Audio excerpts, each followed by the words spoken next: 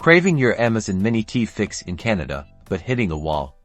Don't worry, you're not alone and this video will show you the workaround. First things first, open your Amazon shopping app. Make sure you're using the latest version. Head over to either App Store or Google Play Store to update the app if needed. See those three lines in the bottom right corner? Tap on that menu icon. This will reveal a whole bunch of options within your Amazon account. Scroll down, and I mean really scroll down.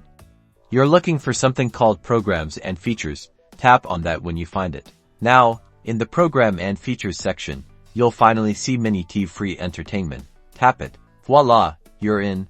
Browse the selection of free shows and movies available on Amazon MiniTV. Enjoy hours of entertainment right at your fingertips, even in Canada. Happy watching. Now you can enjoy Amazon MiniTV's awesome content in Canada. Don't forget to like and subscribe for more helpful tips and tricks.